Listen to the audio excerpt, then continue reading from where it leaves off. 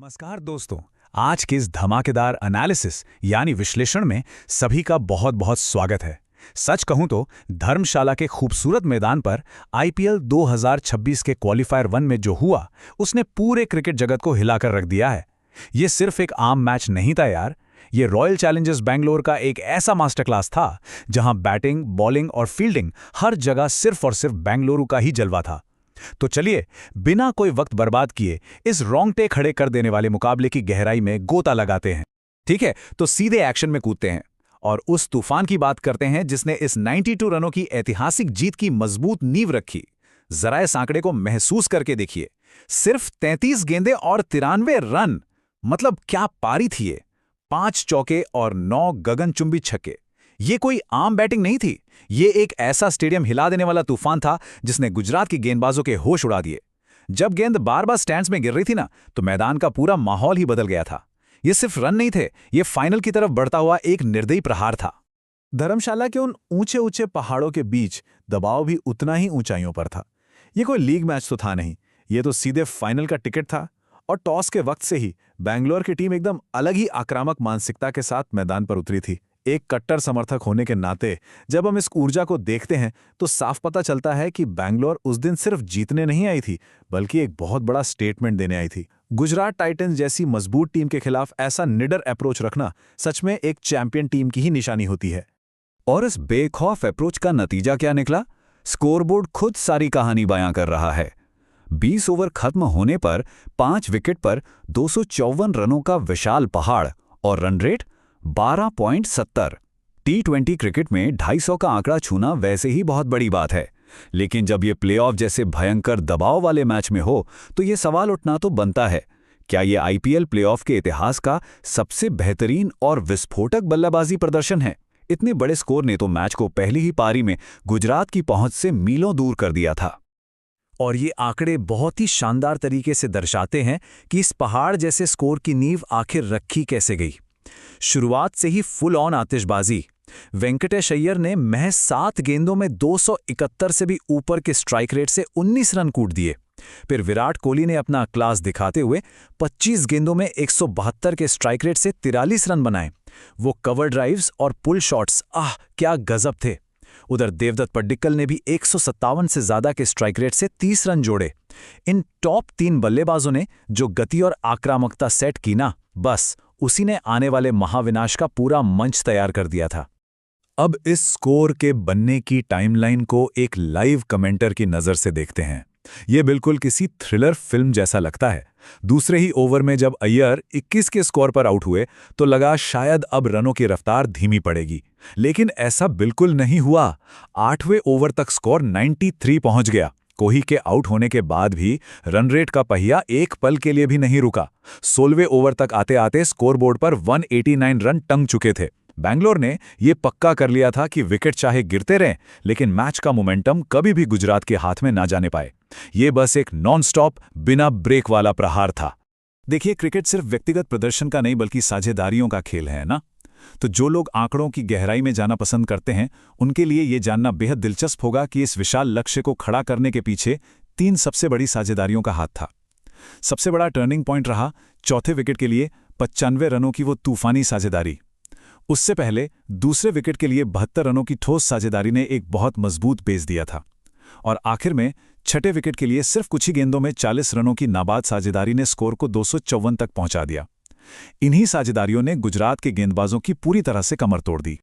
अब इस खास नंबर के बारे में जो सबसे दिलचस्प बात है वो ये है कि ये सिर्फ एक नंबर नहीं है।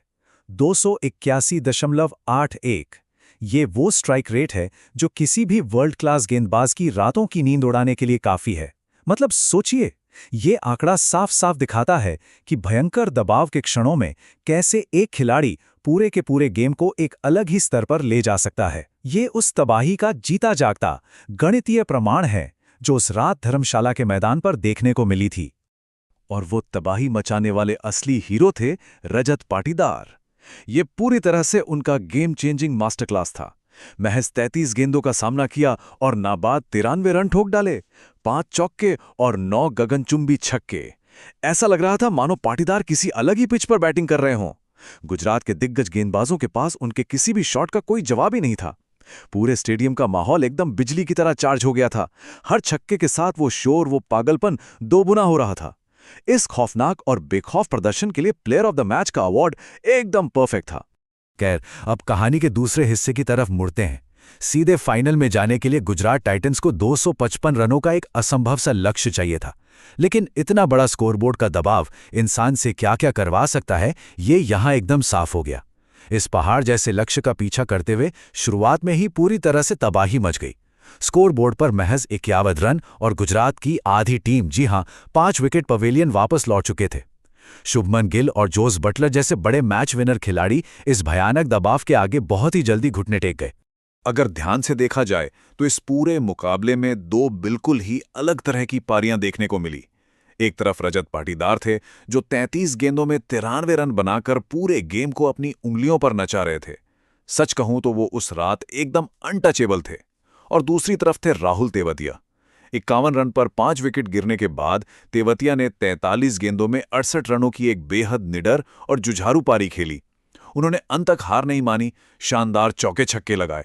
लेकिन ये एक ऐसी हताश लड़ाई थी जिसका अंजाम तो पहले ही तय हो चुका था। ये साफ दिखाता है कि गेम को डिक्टेट करने और गेम बचाने की हताश कोशिश करने में जमीन आसमान का फर्क होता है। तो यहाँ सबसे अहम बात यह है कि सिर्फ बल्लेबाजों ने ही नहीं, बल्कि बेंगलोर के गेंदबाजों ने भी इस जीत में अपना 100% योगदान दिया। उन्होंने उस 254 रनों के स्कोरबोर्ड के दबाव का बहुत ही चालाकी से फायदा उठाया। भुवनेश्वर कुमार ने गिल और बाद में तेवतिया के अहम विकेट निकालकर गुजरात की कमर ही तोड़ दी। उधर जेकब डफी ने साई सुदर्शन जैसे खतरनाक बल्लेबाज को आउट करके टॉप ऑर्डर को पूरी तरह ध्वस्त कर दिया। रसिकदार ने भी इस पतन में अपना अहम रोल निभाया। पूरी की पूरी गेंदबाजी यूनिट इतनी क्लिनिकल और सटीक थी कि गुजरात टाइटंस 19.3 ओवर में सिर्फ 162 रनों पर ही सिमट गई। अब एक ऐसे पहलू पर बात करते हैं जिसे अक्सर T20 में नजरअंदाज कर दिया जाता है, एक्स्ट्राज यानी अतिरिक्त रन। सच मानिए, ये खेल के खामोश हत्यारे होते हैं। जरा इन आंकड़ों पर गौर करते हैं। गुजरात टाइटंस के गेंदबाजों ने कुल 6 वाइड और 1 नो बॉल फेंकी। इसके बिल्कुल उलट बेंगलोर के गेंदबाजों ने कमाल का अनुशासन दिखाते हुए सिर्फ 3 वाइड और 2 नो बॉल दी। प्लेऑफ जैसे बड़े मैचों में अनुशासन का ये छोटा सा अंतर बहुत बड़ा इंपैक्ट डालता है। कम अतिरिक्त रन देने का सीधा सा मतलब है विरोधी टीम को वापसी का कोई भी मुफ्त मौका नहीं देना। और इन्हीं सब शानदार परफॉर्मेंसेस का मिला जुला नतीजा था 92 रनों की एक विशाल और ऐतिहासिक जीत। ये केवल एक जीत नहीं थी यार, ये बाकी सभी टीमों के लिए एक बहुत ही स्पष्ट और कड़ा संदेश था। बैटिंग में पहाड़ जैसा स्कोर खड़ा करना, बॉलिंग में लगातार विकेट्स चटकाना और मैदान पर वो हाई वोल्टेज ऊर्जा दिखाना, बेंगलुरु का प्रदर्शन हर एक पैमाने पर बिल्कुल परफेक्ट रहा। इस दमदार जीत के साथ उन्होंने एक अलग ही शान और रुतबे के साथ फाइनल में अपना कदम रख दिया है।